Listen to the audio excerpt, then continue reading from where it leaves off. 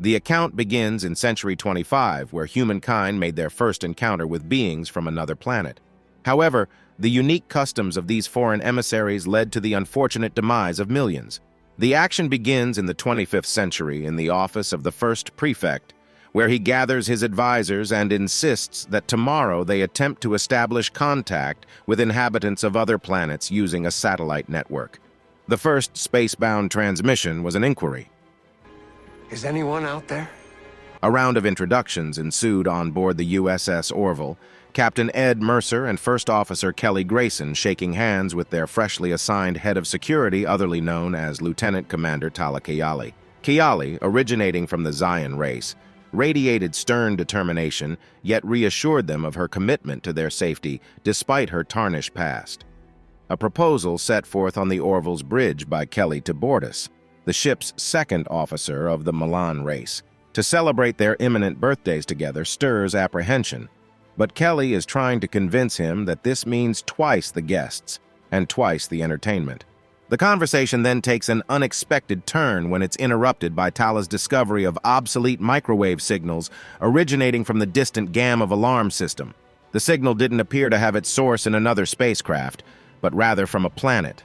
This intriguing find sparked the crew's anticipation for their initial contact with this uncharted system.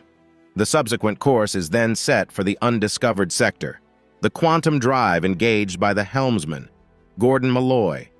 Following some time, a team consisting of Ed, Kelly, Bortus, Tala, and Dr. Claire Finn, adhering to the received coordinates, reached destination planet Rieger 2 and safely arrived in its capital. There, the first prefect, advisors and locals warmly received them, all witnessing this unprecedented appearance. The crew form the Orville, representing the Planetary Union, greeted the inhabitants of Rieger 2, providing tidbits about the ultraspace population, a mix of friendly and not-so-friendly entities, underscoring the importance of successful initial contacts and gathering maximum information about Rigorian life. The first prefect and chief advisor, Mael, took Ed, Kelly, and Bortus to tour the largest Rigorian astronomical array featuring 25 satellites, which had been utilized to project the "Is anyone out there?" message into space. The first prefect was astounded by the swift extraterrestrial response, having thought it might take centuries or even decades.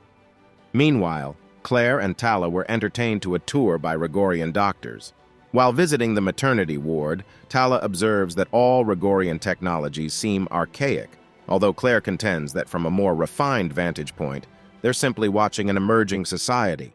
Claire grows anxious when she sees an elevated incidence of premature births among the Rigorian people, but her observations are abruptly halted by the need for an emergency cesarean. Upon scanning, she finds no justification for the procedure and quizzes the Rorian medic. The matter-of-fact response from the Rigorian doctor is that the child won't be a Giliac, leaving Claire puzzled. The doctor enlightens her that Giliac are typically violent and highly destructive. Hence, the childbirth is averted at any price via a C-section. In the evening, the Orville crew and the Rigorian convene for a celebratory banquet marking the inaugural interaction between the two societies. The extraterrestrials stun the Rigorians with the disclosure that they've foregone currency, concluding that coercion into tough labor for material dividends is contrary to their nature, authentic utopia. Tala then exhibits impressive inherent skills by effortlessly morphing a chandelier. Kelly discloses that she and Bortus celebrate their birthdays the following week, and meeting the Rigorian have been the finest present. But the first prefect has an unexpected outburst of fury, which catches them off guard. Demanding the capture of the confused Kelly and Bortus, and a thorough examination of the rest of the crew, he offers no clarification for his actions to the puzzled guests. In a detention cell, a Rigorian dentist extracts dental samples from Ed, Tala, and Claire, and it's swiftly found that none of them are Giliac. On presenting them before the first prefect, he is outraged, accusing them of jeopardizing the Rigorians by bringing Giliacs. Claire finally grasps that Giliac refers to a star sign and that life on this planet is directed by astrology, the reasoning behind the surgical interventions. Enraged, the first prefect dictates that Kelly and Bortus will be transferred to a penal camp for Giliac, while allowing Ed, Tala, and Claire to return to their spaceship, stating their unwanted presence. Kelly and Bortus, outfitted in specialized clothing, are directed into this camp, where they are greeted coldly by the camp supervisor who announces that the Gilead camp is their new dwelling. They demand justification, claiming a mistake, but their pleas go unheard as the arrest command was sanctioned by the first prefect. Their escape efforts are thwarted, and they remain captive. The guards were attacked, yet they demonstrated their strength and warned about significant punishments for future insubordination. The camp leader then instructs to transfer Kelly and Bortus to the living quarters. At this point, Ed, Tala, and Claire return to their ship, where they, alongside other members of the Orville crew, communicate with Admiral Perry. The Admiral forbids them from forcefully freeing Kelly and Bortus during the first contact and encourages a diplomatic resolution. Ed attempts to persuade the Admiral, arguing that Rieger II's inhabitants are unreasonable and Kelly and Bortus have been imprisoned for the mere reason of being born on an unlucky day. Claire also voices her anger about the unnecessary surgical procedures implemented to alter the children's birth dates. Despite their arguments, Admiral Perry remains unconvinced. He indicates that they are on Rigorian grounds and have to respect their laws. The Admiral desires to release the captivated officers, but disallows a forceful intrusion of the Rigorian territory merely a day after the initial contact. He advises the disappointed team to strategize a different way to rescue Kelly and Bortus before concluding their conversation. Officer Isaac, of a non-biological race, shows interest in understanding the details of astrological beliefs. Claire enlightens him that astrology prescribes a person's temperament, behaviors, and future to the patterns of the sky, a belief that Isaac considers as a possible explanation for the Rigorians' exclusive use of satellite orbits for observing celestial positions rather than studying their physical characteristics. Meanwhile, back at the encampment, a dejected Bortus proposes the unusual idea of a joint birthday celebration with Kelly. Questioned about the Orville's rescue, Kelly responds that their fate hinges on Ed's success in negotiating with the locals. Bortus recalls that his birth planet, MCL, also harbors believers in astrological determination of fate. They concluded their predicament resulted from an incompatible zodiac sign. Amid these discussions, an inmate attempts to rob a pregnant woman named Eukania of her food. Her spouse, Rokal, confronts him unsuccessfully. Bortus steps in, using his formidable aura to coerce the thief into returning the food and leaving the couple in peace.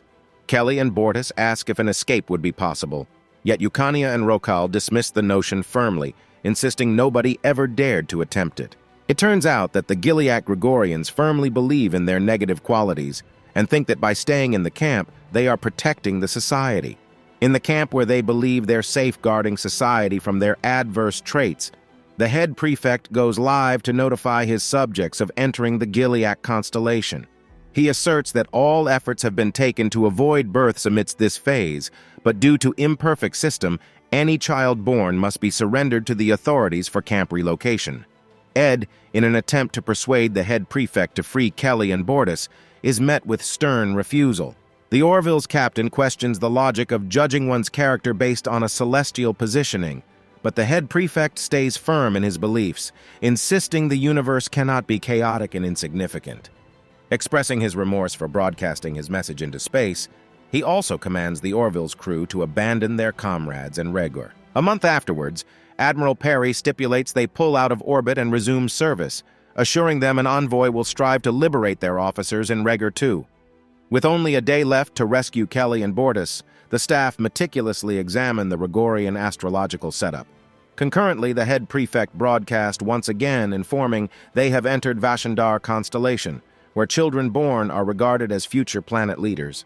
In the camp, during a meal, Kelly and Bortus observe Eukania beginning labor. Kelly offers to alert the doctor, but Eukania insists her child remain hidden from the authorities, leading Kelly to oversee the birth process. On the Orville, Tala comes up with a strategy asking Isaac for information on the Gilead constellation and any potential black holes. Their theory garners success, unveiling a collapsed star some 3,122 years ago that marked the formation of the Rigor II astrological system. This would have been a dreadful sign for a young civilization. Claire then suggests re-establishing the star, validating all the Gileads on the planet. Meanwhile, in the camp, Eukania stashes her newborn daughter under the floorboards as a Vashandar. who would be immediately seized by the authorities. Rokal advocates his wife to surrender their daughter, assuring her a prosperous upbringing free of hardships. Yukania is adamantly against parting with her baby, when suddenly they are interrupted by guards storming the barracks, meticulously examining each person's things. Kelly, the superintendent's target, is forcefully asked to confess to being a piece of Gilead refuse. Retaining her silence